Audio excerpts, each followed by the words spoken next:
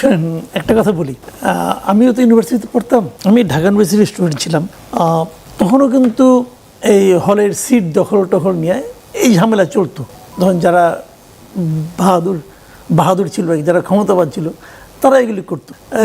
Resident স্টুডেন্টরা সিটের allotment পেয়েছে, সিটে উঠতে পারতো না, এরকম আমরাও দেখেছি। ধীরে ধীরে এটা মাত্রাগত পরিবর্তনটা হয়েছে, বেড়েছে। গণরুমে থাকা তখনও ছিল, আমি কিন্তু বলছি 80-র দশকের কথা, তখনও ছিল কিন্তু এগুলো আমরা দেখেছি। এখন মাত্রাগত পার্থক্য হয়েছে, মানে আপনার চরিত্রগত খুব একটা পার্থক্য নাই। এটা কখনোই থামবে না এই কারণে যে মূল কারণ যেটা, এটা হলো যে ছাত্র সংগঠন যেগুলো আছে, এরা আসলে ছাত্রদের অধিকার নিয়ে চিন্তা করে না। এদের চিন্তা হলো যে রাজনৈতিক দলগুলোর তারা একটা ক্ষমতার কেন্দ্র হিসাবে কাজ করে। তখনও তাই করতো। যেমন বিএনপি কি চায়, বিএনপির যে রাজনৈতিক আদর্শ, সেটা বাস্তবায়নের জন্য যে একটা তরুণ ফোর্স দরকার, ইয়াং ফোর্স দরকার। ইয়াংদের একটা সুবিধাটা কি, ইয়াংদের কিন্তু কোনো পিছুটান নাই, এদের বললো যে এটা করতে হবে, সবাই দেখবেন ঝাঁপাইয়ে পড়ছে। তো এরকম একটা ডেডিকেটেড ফোর্স দরকার পলিটিক্যাল পার্টিগুলোর, এবং সেই ফোর্সটাই ছিল ছাত্রলীগ, সেই ফোর্সটাই হলো ছাত্রদল, সেই ফোর্সটাই হলো শিবির। আমি তো কখনো ক্ষমতায় ছিলাম না। না, আমি বলছি না ক্ষমতার কথা বলছি না তো। মূল যে পলিটিক্যাল পার্টি, সেই পার্টির জামাতের যে আদর্শ, জামাতে আজকে যেটা কর্মসূচি দেয়, সেটা বাস্তবায়নের দায়িত্ব কিন্তু আলটিমেটলি শিবিরের উপর পড়বে, এবং শিবির সেটা বাস্তবায়ন করার জন্য জানপ্রাণ লড়িয়ে দিবে, এতে কোনো সন্দেহ নাই। আজকে একটা শিবিরের লোক আহত হোক, জামাতের নেতার চোখ দিয়ে এক ফুটে হলো পানি পড়বে, তার জন্য বিবৃতি দিবে। এটা হলো কি, এরা হলো সেই ওয়ার্কিং ফোর্স অথবা লাঠিয়াল বলতে পারি আরো সহজ ভাষায়। এটা কিন্তু এখন হচ্ছে রে ভাই, এটা আগেও ছিল, এখনো আছে। চরিত্রগত পার্থক্য একটুও নাই, মাত্রাগত পার্থক্য। গত কয়েকদিনের যে ঘটনা বলি, ক্যাম্পাসে যে সহিংসতা, সেই ঘটনাগুলো নিয়ে আপনার মূল্যায়ন কি? এই একই জিনিস। আমি সিম্পল জিনিসটা বলি, আপনি তো প্রথমে একটু বলেনি, 24 আগস্টের আগ পর্যন্ত ছাত্রলীগ এগুলি রাজত্ব করত। বিএনপির পোলাপান যারা আছে, ওরা ঢুকতেই পারতো না, কারণ এদের সবাই কিন্তু চেনে, এদেরকে চেনা যেত না, এরা ওদের মধ্য করে ঢুকে পড়ছিল। এটা তাদের একটা স্ট্র্যাটেজি। আমি কিন্তু এই স্ট্র্যাটেজির ভালো মন্দ নিয়ে আলাপ করছি না, সার্ভাইভ করার জন্য তারা স্ট্র্যাটেজি নিয়েছে।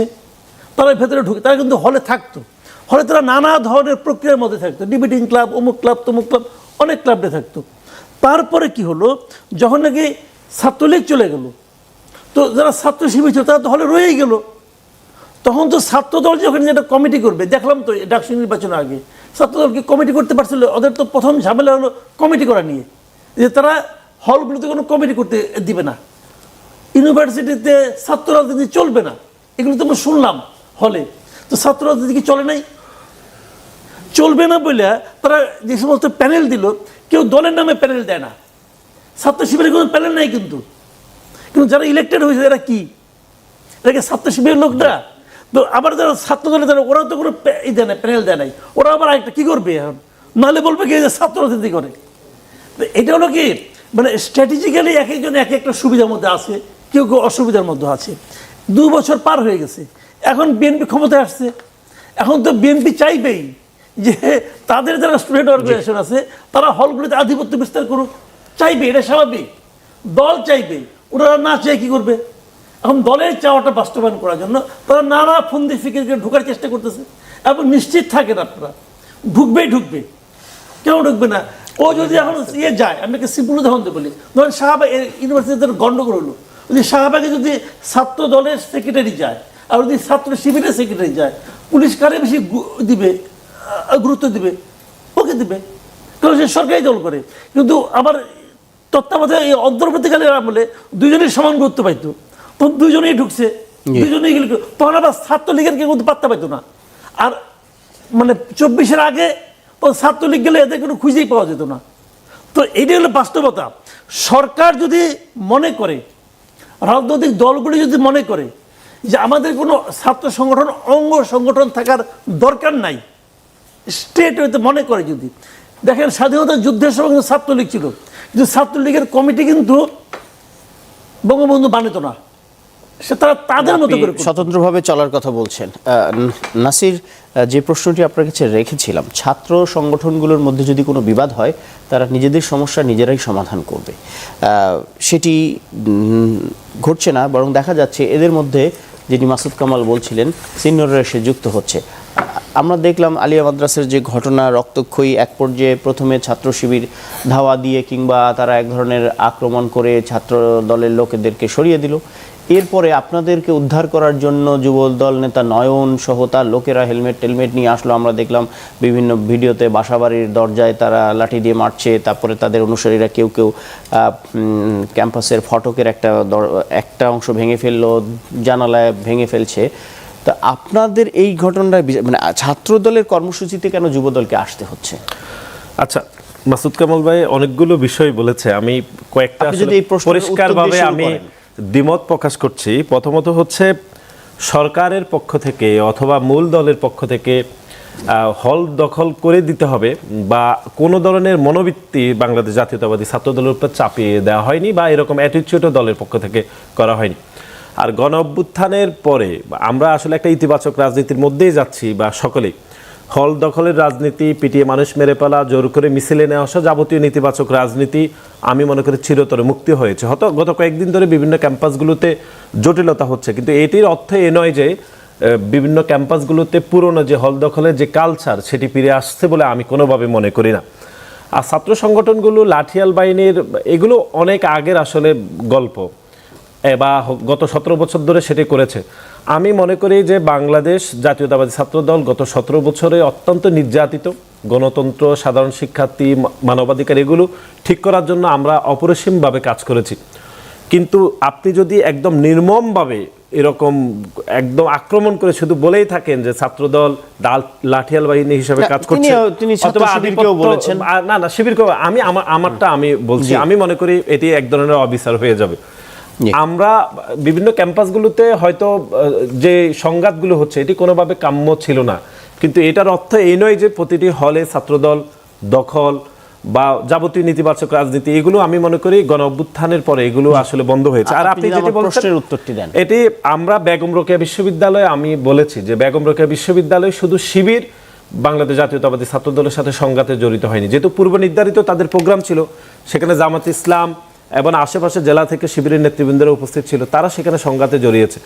এবং সবচেয়ে দুঃখজনকভাবে আলিয়া মাদ্রাসাতে এমনিতেও এখানে মাদ্রাসা শিক্ষার্থীরা পড়ে থাকে, তো সুতরাং শিবিরের এখানে অন্য যে কোনো ক্যাম্পাস থেকে তাদের এখানে সাংগঠনিক শক্তি একটু বেশি, সুতরাং তারা সেখানে জামাত ইসলাম সহ অন্য লোকজনকে এসে একত্রিত করেছে। সেজন্য হয়তো ছাত্রদল আসলে কাউকে অনুরোধ করে নাই, সেখানে আশেপাশে থাকার কারণে যুবদলের নেতৃবৃন্দরা ছাত্রদলের সাথে যুক্ত হয়েছে। এটাও ঠিক হয়নি, কিন্তু তারপরেও যুক্ত হয়েছে। আমরা এটি মনে করছি যে এটি কোনোভাবে কাম্য ছিল না। জি সিবগাতুল্লাহ, একটি প্রশ্ন সামনে আসে, আপনারা বিভিন্ন জায়গায় ক্যাম্পাসগুলোতে বিভিন্ন প্রদর্শনী করছেন, জুলাই প্রদর্শনী, ফ্যাসিবাদ আমলের বিভিন্ন অন্যায় অবিচার, সেটি তুলে ধরতে গিয়ে আপনারা যে জুডিশিয়াল কিলিংয়ের কথা বলছেন, সেখানে আপনাদের দলের আপনাদের যে মাদার অর্গানাইজেশন জামাত ইসলাম, তাদের যে নেতৃবৃন্দের ফাঁসি হয়েছে তাদের কারো কারো ছবি আপনারা সামনে এনে সেটি উপস্থাপন করছেন। এটিকে কেন্দ্র করে কিন্তু ঢাকা বিশ্ববিদ্যালয়ের আগেও একটা ঘটনা ঘটেছিল। আবার একই ধরনের স্ট্র্যাটেজি আপনারা কেন নিচ্ছেন? আপনাদের কি পদ্ধতিগত ভুল হচ্ছে না বলে আপনারা মনে করেন, বা আপনারা একটা পরিস্থিতিকে একটা উস্কানি দিচ্ছেন বলে মনে হচ্ছে না? আমি মাকসুদ কামাল ভাইয়ের সাথে একটু আমারও দ্বিমত আছে, ইয়ে ভাইয়ের সাথে আর কি। সে হলো যে ভাই মানে যেভাবে পোর্ট্রে করলেন, আসলে আমরা মনে করছি যে জুলাইয়ের পূর্বে, জুলাইয়ের মানে আগ পর্যন্ত আসলে বাংলাদেশের ছাত্র রাজনীতি উনি যেভাবে পোর্ট্রে করেছেন সেটা আসলে সেরকম ছিল। জুলাইয়ের পরে কিন্তু আসলে হলগুলো মোটামুটি যারা রানিং স্টুডেন্ট তাদের কাছে এসেছে, এবং এই জায়গায় আসলে আমরা সকল দলই এই জায়গায় মোটামুটি আমরা আসলে এই জায়গায় আমরা একটা সহনশীলতার পরিচয় দিয়েছি, এবং শিক্ষার্থীরা যাতে তাদের যৌক্তিকভাবে তাদের হলে থাকতে পারে এবং তাদের অন্যান্য ফ্যাসিলিটিসগুলো তারা ভোগ করতে পারে। তো উনি যেভাবে পোর্ট্রে করলেন সেটা উনি দেখে আসছেন এক ধরনের রাজনীতি, এটা হয়তো বা ওনার 80-র দশকের কথা বললেন। তো আমরা মনে করছি এটা আসলে বিগত 17 বছরও ছিল। উনি যেমন আগে দেখেছেন যে দুই দলের মারামারি দেখেছেন অনেক বেশি হলে, আর্মসের ব্যবহার উনি দেখেছেন, কিন্তু এইগুলো আসলে অন্তত ঢাকা বিশ্ববিদ্যালয় সহ বেশ অনেকগুলো গুরুত্বপূর্ণ ক্যাম্পাসে এইগুলো বন্ধ হয়েছে এবং শিক্ষার্থীরা সেখানে চমৎকারভাবে কাজ করেছে। এবং আমি জাস্ট ওনাকে বলবো যে আপনি যদি ডাকসু নির্বাচনটা ফলো করেন, আপনারাও তো অনেক ডাকসু নির্বাচন দেখেছেন, প্রত্যেকটা ডাকসু নির্বাচনে সহিংস ঘটনা ঘটেছে। কিন্তু এইবারে ডাকসু যেটা হয়েছে 25 সালে সেই ডাকসু কিন্তু অত্যন্ত সুন্দর নির্বাচন হয়েছে এবং এইটা হচ্ছে বাংলাদেশের একটা কালচার মেসেজ একটা ভালো গিয়েছে যে নির্বাচন কিভাবে হইতে হয় এবং শিক্ষার্থীদের কিভাবে এঙ্গেজ করতে হয়। মেবি ইসলামী ছাত্র শিবির ছাত্রদের পক্ষে বেশি কাজ করার কারণে একটু বেশি ভোট পেয়েছে, ছাত্রদল সেখানে একটু কম পেয়েছে, কিন্তু গণতান্ত্রিক পরিবেশটা ছিল। আমরা কিন্তু একটা ডাকসু নির্বাচন শেষ করেছি, সেই নির্বাচনে কোনো সংঘর্ষের কোনো আসলে ঘটনা ঘটে নাই। আর আরেকটা ব্যাপার আপনি যেটা বলেছেন, আসলে সবসময় যেটা দেখা যায় যে সরকারি দল যারা মূলত ক্ষমতায় থাকে বল প্রয়োগটা তারাই করার চেষ্টা করে বিভিন্নভাবে। তো বল প্রয়োগ মনে করেন যে আমরা তো এখানে মানে পুরো বাংলাদেশটাকে নিয়ে এসেছি, পুরো বাংলাদেশের 17 বছরের যে নির্যাতন নিপীড়ন আছে, তো এটা তো একটা হিস্ট্রি বাংলাদেশে, যে আল্লামা সাঈদী যখন রায় হলো তখন বাংলাদেশে শত শত মানুষ মারা গিয়েছে। সেটা নিয়ে খালেদা জিয়া কথা বলেছে, বিএনপির বর্তমান যিনি প্রধানমন্ত্রী আছে উনি কথা বলেছেন। ছাত্রদলের যেই ছেলে এখানে হামলা চালাইছে পরবর্তীতে সে লাইভে এসে কান্না করেছে যে আমি আসলে সরি, আমার এটা ঠিক হয় নাই, সাঈদী সাহেবের মতো মানুষকে মেরে ফেলা হয়েছে, এই জাতীয় বিষয়গুলো বলেছে। তো এই জায়গায় কিন্তু আমরা মানে দলীয় রাজনীতির সংকীর্ণতা আমরা পরিহার করেছি। আমরা যেমন এই জায়গায় খালেদা জিয়াকে রেখেছি, উনিও নির্যাতনের শিকার, তারেক রহমানও নির্যাতনের শিকার, জামাত নেতৃবৃন্দ শিকার, বিডিআর বিদ্রোহের ওই সময়টা বিডিআর হত্যাকাণ্ডে তারাও নির্যাতনের শিকার। এরপরে যদি আমরা দেখি যে 24-এর যারা শহীদ হয়েছেন তাদেরকেও আমরা রেখেছি। এইভাবে করে পুরো বিষয়টা কিন্তু আমরা এখানে নিয়ে আসার চেষ্টা করেছি। সাংবাদিক মাসুদ কামাল, আপনি শুনছিলেন একটা ইন্টারেস্টিং ঘটনা ঘটে। এই দেখা যাচ্ছে যে ফ্যাসিবাদ পরবর্তী যখনই ছাত্র সংগঠনগুলো নিজেদের মধ্যে সহিংসতা সংঘর্ষে জড়াচ্ছে, তখনই আবার কয়েকদিন পর পর তারা বলছে যে আমরা অন্য সব ইস্যুতেও আমাদের মধ্যে দ্বন্দ্ব থাকলেও হাসিনা ইস্যুতে আমরা হাসিনাকে ঠেকাতে বা আওয়ামী লীগ ঠেকাতে আমরা ঐক্যবদ্ধ। ইন্টারেস্টিং। মাসুদ কামাল, এই ছাত্র দল এবং শিবিরের মধ্যে যে সহিংসতার ঘটনা ঘটলো, এরপরে আরেকটি আলোচিত ঘটনা শেখ হাসিনার প্রেস মিট বা সংবাদ সম্মেলন। তো শিবির ছাত্রদল গণ্ডগোলের পরদিনই একদিন পরই ছাত্রদল সভাপতি রাকিব তিনি একটি ফেসবুকে স্ট্যাটাস দিয়েছেন, মাফিয়া হাসিনার বিচার সুনিশ্চিত করার জন্য পুরো বাংলাদেশ এক এবং ঐক্যবদ্ধ। জুলাইয়ের ছাত্র সংগঠনগুলোর মাঝে সাম্যভিত্তিক ও মানবিক বাংলাদেশ বিনির্মাণে ক্যাম্পাসে সাধারণ শিক্ষার্থীদের অধিকার আদায়ের সুন্দর প্রতিযোগিতা ও গঠনমূলক সমালোচনা অব্যাহত থাকবে। ভুল বোঝাবুঝি হলে সেগুলো নিজেদের মধ্যে আলোচনার সমাধান করে নেব, কিন্তু খুনি হাসিনা এবং আওয়ামী লীগ প্রশ্নে পুরো ছাত্র সমাজ ঐক্যবদ্ধ থাকবো ইনশাআল্লাহ। তো বিষয়টা দাঁড়াচ্ছে, আমরা দেখছি যে ছাত্র সমাজ নিজেদের মধ্যে নিজেদের ইস্যু নিয়ে ঐক্যবদ্ধ হতে পারছে না। যখন নাকি হাসিনার প্রশ্ন আসছে, কোথাও একটা মিছিল দিচ্ছে বা হাসিনা ফিরতে চাচ্ছে, তখন তারা ঐক্যবদ্ধ। তাহলে এই ছাত্র সমাজকে ঐক্যবদ্ধকে শুধু হাসিনা ইস্যুর দরকার পড়ছে? না না না, আমি আপনাকে বলি, এই ছাত্রদলের এই কমিটি আছে না, রাকিব এবং নাসির, এদেরকে আমি খুব পছন্দ করি এই কারণে এরা কথা খুব সুন্দর করে বলে এবং এদের মধ্যে এক ধরনের পরিমিতি বোধও আছে। সামনে বলা অবশ্য আমার প্রশংসা করা ঠিক না, তবু করলাম আর কি। তো এরা যেটা বলছে ঠিকই আছে। এটা তার আগে আমি আরেকটু বলে নিই, আমি কিন্তু আগে যা বলেছিলাম আমি কিন্তু ওই কথায় এখনও স্থির, আমি কিন্তু নড়ি নাই। এদের দুজনের বক্তব্য শুনলাম, দুজনেই আমার বিরোধিতা করলেন, তারপরে আমি আমার বক্তব্য ঠিক, এবং ওনারাও জানে এছাড়া কিছু বলার নাই, কারণ এখান থেকে বেরিয়ে যেয়ে তাদেরকে জবাবদিহি করতে হবে যে তোমরা কী বলছো। এরাও তো আরও উপরে যেতে চায় না, ওটা যেতে হলে যাদের আনুকূল্য লাগবে, যাদের অনুগ্রহ লাগবে, তাদের কাছে জবাবদিহিও করতে হবে। কতগুলো তথ্যগত ভুল আমি একটু বলে দিই। উনি যেটা বললেন যে এইবার ছাত্র ডাকসু নির্বাচন একদম সুন্দর হয়েছে, কোনো গোলাগুলি হয় নাই। ভাই, ডাকসু নির্বাচন আগেরগুলিও গোলাগুলি খুব একটা হয় নাই। আমি নিজে 4টা ডাকসু নির্বাচনে ভোট দেওয়ার মতো একজন ভাগ্যবান ব্যক্তি। মানে এত ভাগ্যবান লোক বলতে বাংলাদেশ খুব কম আছে। 82 নির্বাচন, হ্যাঁ আমি বললাম তো, আমি 80 নির্বাচন প্রথম ভোট দিয়েছে। 80তে মান্না নির্বাচন তো দেখছেন ক্যাম্পাসে, 82 নির্বাচন তো হ্যাঁ বেশি দেখছি, দেখবো না, আক্তার বাবলু ছিল, গ্রেনেড হামলা দেখেন না ওই সময়? ওটা তেমন কিছু না, আমরা তো ভোট হলে ছিলাম, আমরা দেখছি তো। এগুলো নাথিং ইম্পর্টেন্ট, খুব শান্তিপূর্ণভাবে নির্বাচন হয়েছে। তারপরে যেটা হলো যে কবে হলো আপনার সুলতান মোহাম্মদ মনসুর এবং মোস্তাক হোসেন, এই যে আমাদের এখন যে মোস্তাক ভাই আসে, ডাক্তার মোস্তাক হোসেন, উনিও কিন্তু ডাক্তার শেষে হলো আপনার আমান খোকনের নির্বাচনের আগে হ্যাভি একটা গণ্ডগোল হয়েছিল, ওই অভির সঙ্গে অনেক কিছু হয়েছিল, কিন্তু ইলেকশন কিন্তু শান্তিপূর্ণভাবে হয়েছে ভাই, ইলেকশনে কোনো ঝামেলা হয় নাই। আর রেগুলার স্টুডেন্ট বলে আপনাকে, ওই বহিরাগত সবসময় কিছু না কিছু থাকে, সব সময় থাকতো। হয়তো এই সময় শিবিরের পলিটিক্স একটু নিয়মতান্ত্রিক, তো ওরা কিন্তু কমিটি ঠিক সময়ে করে, কমিটি হলে পরে আপোষে তারা পথ ছেড়ে দেয়, এটা একটা নিয়মতান্ত্রিক, এটা ভালো। আমার কিন্তু এগুলিতে কোনো কিছুতে কোনো আপত্তি নাই। আমার খালি আপত্তি হলো এই ছাত্ররা যখন মূল রাজনৈতিক দলের কর্মসূচিকে বাস্তবায়ন করার জন্য জীবন লড়িয়ে দেয়, আমার এটা নিয়ে আপত্তি। এটার দরকার নাই কোনো। আপনি রাজনীতি করেন, আপনি এখানে স্টুডেন্ট পলিটিক্স করেন, স্টুডেন্টের ওয়েলফেয়ার নিয়ে চিন্তা করেন। আপনার চিন্তা হচ্ছে মতিউর রহমান নিজামীকে এস্টাবলিশ করতে হবে, আপনার চিন্তা হচ্ছে বেগম জিয়াকে ওখান থেকে ছবি সরাতে হবে। এই চিন্তা যে চিন্তা কথাটা বললো আর কি, এই চিন্তাটা তো স্টুডেন্টদের চিন্তা হওয়ার কথা না, এটা পলিটিক্যাল পার্টিগুলি ভাববে। আচ্ছা যাক, এই প্রশ্নটা নিয়ে অনেক আলাপ করা যায়, এটা নেওয়া করবো না। যেটা আপনার মূল যে প্রশ্নটা, এই যে বলো না যে আমরা ওই জায়গায় ঐক্যবদ্ধ, এই জন্যই বলছিলাম যে ওরা খুব সুন্দর করে কথা বলতে পারে এবং এদের মধ্যে পরিমিতি বোধটাও ভালো। আসলেও তাই, আসলেও তাই। আমাদের যে আপনার 24-এ যে আন্দোলনটা হয়েছিল কেন বলেন? সবাই তো একত্র হয়েছিল, কেন হয়েছিল? সবার কাছে একটা কমন ভিলেন ছিল, একটা কমন ভিলেন ছিল শেখ হাসিনা। এবং একটা কমন ভিলেন ছিল বলেই দেশের সমস্ত মানুষ সেই আন্দোলনে ঐক্যবদ্ধ হতে পারছিল, তাহলে হতো না। কিন্তু বিএনপি লোকেরা আওয়ামী লীগের কাছে সবচেয়ে বেশি অত্যাচারিত দল। 15টা বছর আওয়ামী লীগ বিএনপিতে একটা বড় দল, যে টর্চার করছে। জামাতও টর্চার দল, জামাতকেও তো মানে ধাক্কাতে প্রায় বাইর করে দেয়। অগাস্টের 1 তারিখ তো নিষিদ্ধ করে দিল। এই দুইটা দলই তো অত্যাচারিত। কিন্তু এই পুরো আন্দোলনে আপনি দেখেন, জুলাই মাসের পুরা পত্রিকাগুলি পড়েন, পুরো আন্দোলনে একবারও জামাতও বলে নাই, বিএনপিও বলে নাই এই আন্দোলনে আমি আছি। কেন বলে নাই? এটা বললে পরেই আন্দোলনটা নষ্ট হয়ে যেত হয়। এটা ছিল তাদের স্ট্র্যাটেজি, এবং এই স্ট্র্যাটেজিক্যাল কারণে সারা দেশের মানুষ। আমার যে প্রশ্নের জায়গাটা সেটি হলো নিঃসন্দেহে হাসিনাকে যে কমন ভিলেনের ব্যাপারে তারা ঐক্যবদ্ধ বটে।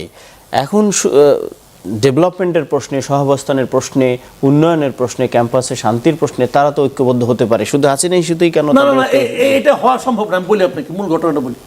ওই সময় তো একজনকে সরাইতে হবে। উনি যখন চলে গেল, এখন কি? এখন হইলো যে আমি জামাত এবং বিএনপি এদের পলিটিক্স কি সেম? তা তো না। বিএনপি এখন যেভাবে দেশ চালাচ্ছে, যদি জামাত যেত ক্ষমতায়, জামাত কি এইভাবে দেশ চালাইতো? চালাইতো না তো। দুটো তো দুই রাজনীতি করে। এখন দুই রাজনীতি যখন করে, যখন দেশ চালানোর পোস্ট, আওয়ামী লীগ তো নাই, ধরেন আওয়ামী লীগের পলিটিক্স নাই এখানে। এখন জামাত আর বিএনপি দুজনে দুই পলিটিক্স নিয়ে আসছে। তারা তো চেষ্টা করবে যে আমার পলিটিক্সটাকে আমি জনগণের এস্টাবলিশ করার জন্য চেষ্টা করবে, এবং এই জন্য তারা এই লড়াইটা হবেই।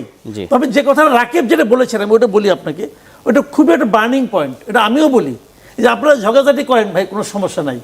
এই যে এই এনসিপি ঝগড়া করে, জামাত ঝগড়া করে 10 মিনিটের মধ্যে ফালাই দিবে, অমুক করবে তমুক বলে না। এই আজ হলো একদিন বলছিল যে 13 দিনের মধ্যে শেষ করে দেবো বলছিল।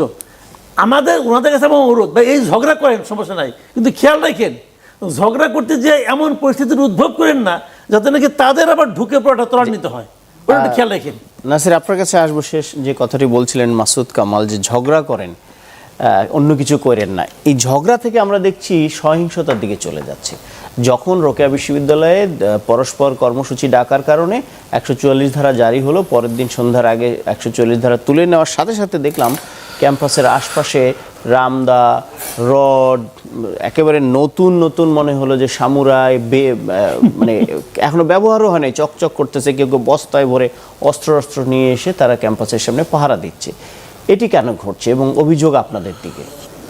দেখুন, আবারও আমি বলছি যে সংঘাত যেখানে সূত্রপাত হয়েছে সেটি বেগম রোকেয়া বিশ্ববিদ্যালয়, সেটি রাত্রির বেলা, এবং সেখানে শিবির এবং জামাত ইসলামের নেতৃবৃন্দরাই শুরুতে হামলা সূত্রপাত করেছে। তারাই লাঠি সোটা, দেশীয় অস্ত্র, লগি বৈঠা এগুলো নিয়ে হামলা করেছে। এটার একটা প্রামাণিক লগি বৈঠা শিবির কেন আনবে? নিয়েছে লগি বৈঠা, লাঠি তো কাছাকাছি একই জিনিস এনেছে। এটা হচ্ছে ধরুন শিবির, এটা আমি এর আগেও বলেছি, সেটা হচ্ছে শিবিরের একটা ঐতিহাসিক চরিত্র আছে। তাদের মারামারির ধরন, সংঘাত, রক্ষাটার, এগুলো ঐতিহাসিক চরিত্র। তারা ভিন্ন ভিন্ন জায়গায় এগুলো প্রদর্শন করে। আপনি খেয়াল করে দেখবেন যে ধরুন শিবির রক কোথায় কেটেছে অতীতে। তারা কিন্তু ঢাকা বিশ্ববিদ্যালয়ে কখনো রক কাটতে পারেনি, জগন্নাথ বিশ্ববিদ্যালয়ে রক কাটতে পারেনি, বা ঢাকা কলেজে, তিতুমির কলেজে কখনো রক কাটতে পারেনি। মানে ঐতিহাসিকভাবে যে সকল শিক্ষা প্রতিষ্ঠানে শিবির সাংগঠনিকভাবে তুলনামূলক শক্তিশালী, শিবির সেখানে তাদের আচরণটা ধরেন রাক্ষসে পানি হিসাবে যদি আপনি বলেন হায়না নেকড়ের মতো তারা সেখানে আচরণ করে, যেমন রাজশাহী বিশ্ববিদ্যালয়, চিটং বিশ্ববিদ্যালয়, ইদানিং বেগম রোকেয়া বিশ্ববিদ্যালয়, এখানে শিবির সাংগঠনিকভাবে একটু অন্য শিক্ষা প্রতিষ্ঠানের তুলনামূলক একটু শক্তিশালী। কিন্তু যে সকল শিক্ষা প্রতিষ্ঠানের তুলনামূলক অস্ত্রের ব্যবহারটা কেন আসছে? যে সকল শিক্ষা প্রতিষ্ঠানের তুলনামূলকভাবে শিবির অতটা শক্তিশালী না, সেখানে তারা অনেকটা ধরেন নিরীহ প্রাণী, ধরেন বেড়া, ছাগল এগুলোর মতো একটু নিরীহ টাইপের তারা আচরণ করে। এখন দেখেন আপনি বেগম রোকেয়া বিশ্ববিদ্যালয়ে তারা লাঠি সোঁটা নিয়ে আক্রমণ করেছে। রাজশাহীতেও দেখেন তাদের একজন ওই যে তাদের সমর্থিত যে জিএস, সে তো রামদা দিয়ে এসে শিক্ষার্থীদের আক্রমণ করে, চট্টগ্রাম বিশ্ববিদ্যালয় করে। কিন্তু এটা ছাত্রদলের কারো হাতে অস্ত্র ছিল না? না, আমি শেষ করি। এটা কিন্তু অন্য শিক্ষা প্রতিষ্ঠানে, ধরেন ঢাকা বিশ্ববিদ্যালয়, ঢাকা কলেজ, তিতিমির কলেজ, জগন্নাথ বিশ্ববিদ্যালয় আপনি দেখতে পারবেন। আপনি দেখেছেন কোথায়? ঢাকায় আলিয়া মাদ্রাসাতে। কারণ ওই আলিয়া মাদ্রাসাতে তাদের সাংগঠনিক শক্তি তুলনামূলক একটু ভালো। আমি প্রশ্ন করেছিলাম আপনার রোকেয়া বিশ্ববিদ্যালয় নিয়ে, যে সেখানে সবচেয়ে বেশি অস্ত্রের মহড়া দেখা গেছে, পত্রিকায় ছবি আসছে, টেলিভিশনে আসছে। যাক, আমি একটু সিবগাতুল্লাহ আপনার কাছে আসি। আপনারা যে অভিযোগ করেছেন যে তারা ধারালো অস্ত্র নিয়ে মহড়া দিয়েছে, সবশেষ ঢাকা বিশ্ববিদ্যালয়ে রাজু ভাস্কর্যের পাশে যে আপনারা গণজামায়াত কর্মসূচি দিলেন, সেখানে দেখা গেল ছাত্র শিবিরের সবার হাতে জিআই পাইপ। বলা হচ্ছে যে এই সময় জিআই পাইপের বিজনেসটা ভালো হয়েছে, দুই পক্ষের হাতেই জিআই পাইপ দেখা গেছে। তা আপনাদের হাতে হাতে এই জিআই পাইপটা আপনাদের তুলতে হলো কেন? এমনি কি প্রতিবাদ করা যেত না? এখানে কয়েকটা বিষয়, তার মধ্যে একটা হলো যে ইসলামী ছাত্র শিবির একবারে লিজুর ভিত্তিক জায়গাটা যদি বলি, আমরা ক্যাম্পাসে আমরা শিক্ষার্থীদের জন্যই কাজ করে থাকি, ঠিক আছে? কারো কোনো এজেন্ডা বাস্তবায়ন করার জন্য আমরা ক্যাম্পাসে কাজ করে থাকি না। এবং আমাদের সংবিধানটা এরকম যে আমাদের সংবিধানে কারো কোনো লেজুর ভিত্তি নাই। ইসলামী ছাত্র শিবির ইটসেলফ মানে তার অর্গানাইজেশনকে রান করে থাকে। তো এটা তো মনে হয় যে একটু মিসকনসেপশন আছে, কিন্তু এটাই হলো বাস্তবতা যে শিবির তার মতো করে চলে থাকে। আর আরেকটা ব্যাপার হচ্ছে যে আমাদের মূলত বাংলাদেশের যে মনে করেন যে বল প্রয়োগের রাজনীতি, এরপরে ক্ষমতা কুক্ষিগত করে শিক্ষার্থীদেরকে জিম্মি করার রাজনীতি, এটা নিশ্চয়ই মাসুদ কামাল ভাই আমার সাথে এগ্রি করবেন যে এটা সবসময় আসলে সরকারি দলের পক্ষ থেকে হয়ে থাকে প্রত্যেকটা জায়গায়। বিশেষ করে বিশ্ববিদ্যালয়ের কথা যদি বলি, যে গেস্ট রুম, গণরুম থেকে শুরু করে বল প্রয়োগের যে জায়গাগুলো, সেই জায়গাগুলো আসলে সরকারি দলের পক্ষ থেকে হয়ে থাকে। তো এরকম একটা জায়গায় আমরা মানে ভয়ের সংস্কৃতির যে মুক্তি, আসলে এটাই তো আমরা চাই। জুলাই তো আসলে এটার জন্যই বলা যায় যে শিক্ষার্থীরা ঐক্যবদ্ধভাবে রাস্তায় নেমেছে। আমরা আসলে এটা চাই না। এবং হচ্ছে ভয়ের সংস্কৃতির মধ্য দিয়ে যারা শিক্ষার্থীদের কাছাকাছি যাইতে চায়, ঠিক আছে, তারা আসলে আলটিমেটলি তো তারা তাদের থাকে না। ছাত্রলীগ যারা হলে থাকতো, বেনিফিশিয়ারি ছিল, তারা তো আসলে ছাত্রলীগ করে না, ঠিক আছে? তো এই জায়গা থেকে আমাদের মনে হচ্ছে যে ছাত্রদের যে এই যে যখন একটা সাধারণ হয়তো কোনো বিভেদ থাকে, দ্বন্দ্ব থাকে, সেটি সহিংসতায় গড়াচ্ছে এবং উভয়ের হাতে আমি ওইটাতে যাচ্ছি। আমরা তো আমাদের জিআই পাইপ নিয়ে মানে এটা মনে হয় ভুল। আপনি একটু ভালো মতো দেখবেন যে আমি দেখেছি আগের দিন যখন জগন্নাথ বিশ্ববিদ্যালয়ের সহিংসতা, আপনাদের লোকেরা কেউ কেউ মার খেয়েছে, পরদিন আবার আমাদের পক্ষ থেকে যেটা হয়েছে সেটা হলো যে জগন্নাথ মানে ঢাকালিয়ায় যেটা হয়েছে, দেখেন আমরা তো জগন্নাথ বিশ্ববিদ্যালয়ে নির্বাচিত জিএসকে সেখানে মারা হয়েছে এবং একই রকম ঢাকালিয়াতেও মারা হয়েছে। কিছু কিছু জায়গায় তারা প্রতিরোধ করে তুলেছে। এবং ঢাকা বিশ্ববিদ্যালয়ে যে প্রোগ্রামের কথা বলছেন সেটা কিন্তু সেখানে কিন্তু অনেক পতাকা ছিল, জুলাইয়ের ফেস্টুন ছিল, ইত্যাদি ছিল, ঠিক আছে? দুই একটা ফেস্টুন হয়তো খুলে গেছে, এগুলোকে ছাত্রদল পোর্ট্রে করার চেষ্টা করতেছে। কিন্তু আমরা তো একবারে যদি একবারে যদি দেখাই যে দেখেন যে আমাদের যেই আক্রমণগুলো ঘটেছিল, আমি আশা করতেছি সবাই দেখতে পাচ্ছেন, এই যে দেখেন সেই আক্রমণে একজন খুনি জড়িত, ঠিক আছে? ঢাকালিয়ার আক্রমণে এখানে হচ্ছে যে নয়নের পাশে যিনি আছেন তিনি হচ্ছেন ঢাকা বিশ্ববিদ্যালয়ে 5 আগস্টের পরে একটা হত্যাকাণ্ড, তোফাজ্জলের খুনি শেখ রমজান আলী রকি। আমি জানি না উনি ছাত্রদলের কী রাজনীতি করেন, তার সাথে আছেন। দেখেন ঢাকা কলেজে এই যে পিস্তল নিয়ে করতেছে, এইভাবে করে দেখলে আসলে আমরা দেখবো যে মানে প্রত্যেকটা জায়গায়। কিন্তু আমরা যেটা করেছি সেটা হয়তো বা আপনি পতাকা অথবা একটা পাইপ দেখাই বলতেছেন, কিন্তু আমরা এগুলো পতাকা নিয়েছিলাম মূলত প্রোগ্রাম এবং একটা পতাকার সাথে তো লাঠি আপনাদের দরকার হচ্ছে, একটা শান্তিপূর্ণ এবং একটা শান্তিপূর্ণ মিছিল ছিল। মাসুদ কামাল কোন দেশের পতাকা ছিল? যে সাংবাদিক মাসুদ কামাল, যেটি হচ্ছে আইন শৃঙ্খলা বাহিনীর ভূমিকা। আইন শৃঙ্খলা বাহিনীর কাজ হলো ছাত্রদল হোক আর ছাত্র শিবির হোক, যেই সহিংসতায় যুক্ত হবে তাকে দমন করা, তাকে নিয়ন্ত্রণ করা। কিন্তু আমরা দেখলাম ঢাকা আলিয়ার ঘটনায় কিংবা ঢাকা কলেজেরও ঘটনায় কিংবা রোকেয়া বিশ্ববিদ্যালয় পুলিশের সামনে লোকেরা অস্ত্র নিয়ে মহড়া দিচ্ছে, দৌড়াদৌড়ি করছে, মারামারি করছে, কিন্তু তেমনভাবে তাদেরকে নিয়ন্ত্রণ করতে দেখা যাচ্ছে না। ছাত্রলীগের আমলেও এটা আমরা দেখেছি, পুলিশের সামনে ছাত্রলীগ বেমালুম ঘুরে বেড়াচ্ছে, পুলিশ কিছু বলছে না। আসলে এটি কেন হচ্ছে আপনার মনে হয়? এটা হচ্ছে এই কারণে যে পুলিশ তো আসলে আপনার আওয়ামী লীগ আমলে তাদের যে চরিত্র ছিল, আমাদের পুলিশের চরিত্র এইটাই এখনো। ওই চরিত্রটা কি? চরিত্রটা হলো যে ওরা আসলে কনফিউজ থাকে, আমি কাকে ধরবো, ধরলে তাকে আমি রাখতে পারবো না, আবার ধরে না আমাকে আবার বদলি করে দেয়। এই সমস্ত কনফিউশন কিন্তু ওদের মধ্যে আছে। এটা সাধারণত সরকারি দলের অনুকূলেই তাদের এই কনফিউশনগুলি কাজ করে। এখন এটা আমরা কিন্তু সাধারণত বলছি, কিন্তু সেটা কি শুধু পুলিশের দোষ নাকি পুলিশকে যারা পরিচালনা করে? আমি তো এটাই বললাম, বদলিটা তো পুলিশের কেউ না কেউ করবে। কে করবে? আমি করতে পারবো? আপনি করতে পারবেন? পারবেন। আমার যদি ক্ষমতা থাকতো আমি তো রাজশাহীর সমস্ত পুলিশকে ক্লোজ করতাম। আমার তো সে ক্ষমতা নাই। আমি বলতে পারবো রাজশাহীতে আম্মার যে ঘটনা ঘটাইছে, যাদেরকে মারছে তাদেরকে অ্যারেস্ট করছে। আম্মার কিন্তু একটা মামলা পর্যন্ত কেউ নিল না। আমি তো পুলিশকে অ্যারেস্ট করতাম। তোমাদের পুলিশের উর্দি থাকাই তোমার শরীরে উচিত না। এটা তো একটা কমন সেন্সের ব্যাপার। আপনি তাকে তো তার বিরুদ্ধে মামলা তো করবেন। যে মারলো তার প্রকাশ্যে আমরা দেখলাম বেলচা নিয়ে চিৎকার চেঁচামেচি করতেছে একটা ইউনিভার্সিটি ক্যাম্পাসকে এই কাজ করার জন্য। ওখানে তো মারামারি হয় নাই, কেবল মাইর হয়েছে। কি হয়েছে? প্রেস কনফারেন্স করলো, শিবিরের সভাপতি ছিল ওইখানে ভিপি, আর এরা কিভাবে সে তারা সাংবাদিকদের থ্রেট করলো তোমাদের আমরা দেখে নেব। কি ভাই, তো এইগুলি বলে তো লাভ নাই। এখন পুলিশ হলো কনফিউজ। পুলিশ কনফিউজ এই কারণে পুলিশ বুঝতে পারে না আমি কি করলে পরে আমার কর্তা খুশি হবেন। আবার দেখেন তাহলে বলার পরে রাজশাহীতে এটা হলো কেন? ওটা তো ওখানে তো বিএনপি ক্ষমতায় নাই, মানে ওখানে এখনো তো বিএনপি ক্ষমতায় আছে। তো ওখানে বিএনপির পুলিশ এই আচরণটা কি কারণে করলো? ওইটা আবার আরেকটা কারণ আছে, ওটা একটা দীর্ঘমেয়াদী কারণ আছে। ওই কারণটা হলো বিএনপিও কিন্তু ভয় পায়। বিএনপিও চিন্তা করে আমি এই সমস্ত ঘটনায় যদি শিবিরের বিরুদ্ধে অ্যাকশনে যাই তাহলে এমনি আমি বলে নেই এই সময় যে গভর্নমেন্টটা আছে, আমি এই গভর্নমেন্টটাকে একটু দুর্বল সরকার হিসেবে বিবেচনা করি। দুর্বল নাকি নমনীয়? দুর্বল ভাই আমার বিবেচনা। আমি বলি পর আপনি বলেন ভাইয়া, আমার সঙ্গে আপনার মতে মিলবে না তো। আমার সঙ্গে আমার বউরই মত মিলে না, আপনার মত থেকে মিলবো। আমার সঙ্গে কারো মতে মিলার দরকার নেই। আমি আমার মতোই বলি, স্বতন্ত্র হ্যাঁ আমি আমার মতোই বলি। নির্বাচিত বিএনপির ভয়টার কথা আমি বলি, বিএনপি এটা একটু দুর্বল সরকার। আমি দায়িত্ব নিয়ে বলতেছি, আমার অবজারভেশন যে এটা। তারা শিবিরকে ভয় পায়, তারা 7 জনের দল, একটা হলো আপনি এনসিপি, ওরে ভয় পায়। যদি ওরা কিছু বলে থাপ থুপ করে চলি। এইভাবে আপনি সরকার চালাতে পারবেন না ভাই। মানুষ, সাধারণ মানুষ সরকারের কাছ থেকে একটা দৃঢ়তা আশা করে। ভাই দায়িত্ব নিছেন আপনি, দেশ চালাবেন আপনি। জি, আমি তো ভাই জামাত যেটা করতেছে এটা জামাতের পলিটিক্স, ওদের করবেই। জামাত কি চায়? জামাত চায় আগামী নির্বাচনে আমি ক্ষমতায় আসবো। এটা চাওয়াটা তো অন্যায় না, অন্যায় না তো। এবং এই ক্ষমতায় আসার জন্য তাদের এখন ইমিডিয়েট লক্ষ্যটা কি? বিএনপিকে বোঝাই দেওয়া মানুষকে যে বিএনপি পারতেছে না।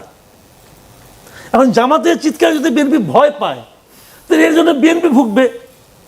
কেন অ্যাকশন হবে না?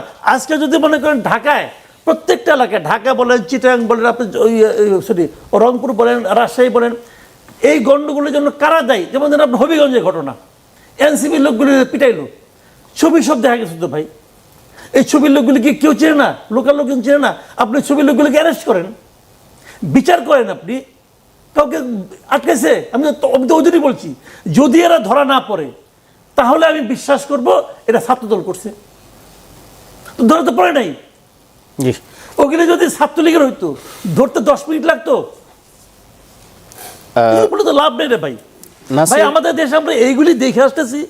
আমার ধারণা আমার বয়স হয়ে গেছে, আর কদিন আইন শৃঙ্খলা বাহিনী শক্ত পদক্ষেপ নিলে হয়তো এই সহিংসতাগুলো আরো কমানো যেত। নাসির, আপনাদের বিরুদ্ধে একটি অভিযোগ করা হয়, এর আগে আলোচনায় সিবগাতুল্লাহ তুলেছেন যে জগন্নাথ বিশ্ববিদ্যালয়ের যে নেতা 15 বছর আগে, হিমেল, তার 15 বছর আগে ছাত্রত্ব শেষ হয়ে গেছে, তারপরেও তিনি নেতা থাকছেন কিভাবে?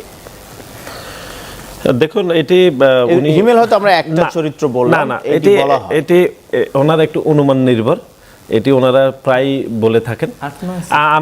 আমি একটু বলি, এটি 15 বছর না, মানে নেতৃত্বে একটু বয়স বেড়েছে, কিন্তু সেটি কোনোভাবে 15 বছর না।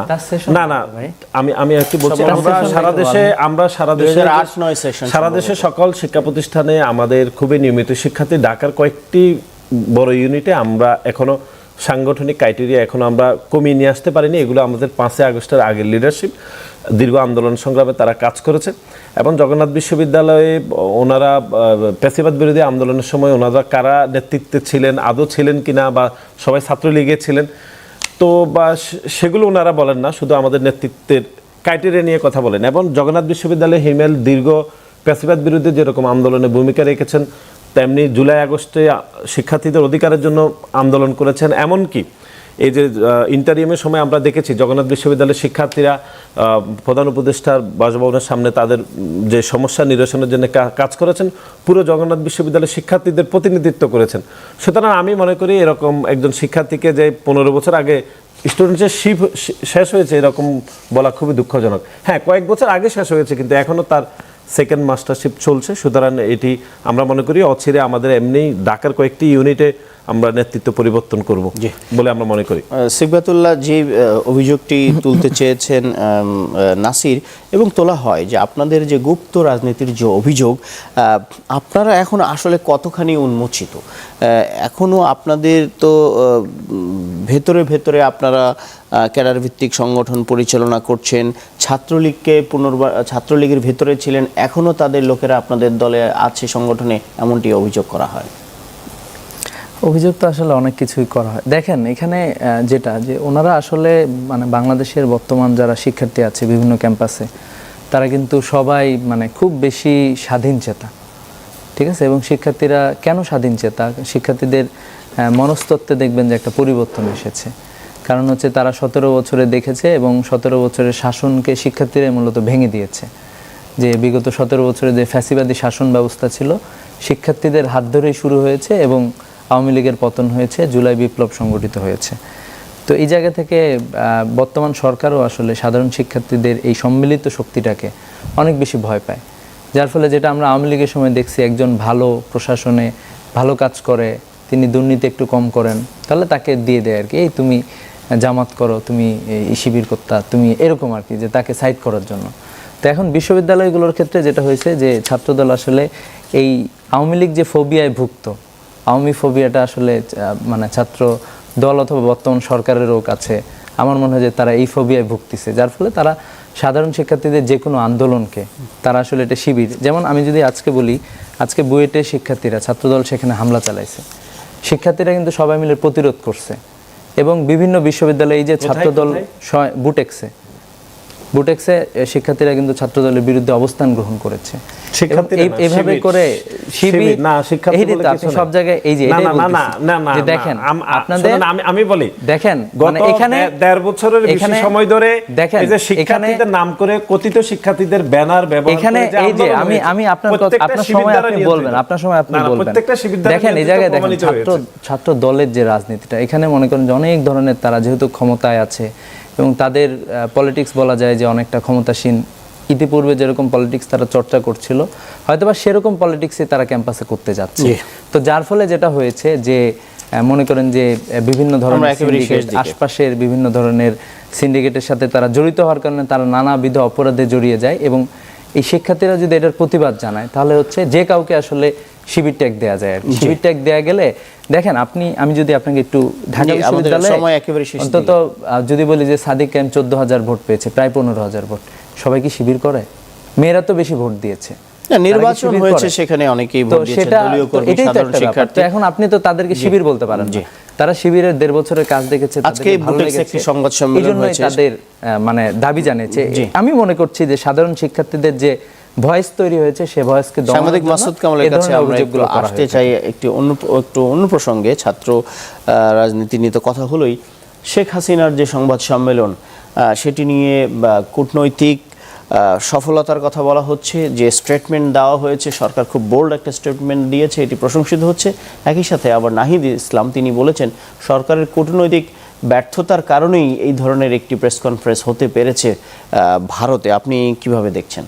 আমি দুইটার সঙ্গে একটার সঙ্গে একমত না। যে স্টেটমেন্টটা দেওয়া হয়েছে, বিশেষ করে প্রেসলি যেটা দেওয়া হয়েছে, এটা আমার কাছে মনে হয়েছে যে অন্তর্বর্তীকালীন সরকারের সময় একজন ছিল না, আপনার প্রেস সেক্রেটারি ছিল না কি, শফিকুল আলম, ওর ল্যাঙ্গুয়েজ মনে হয়েছে আমার কাছে।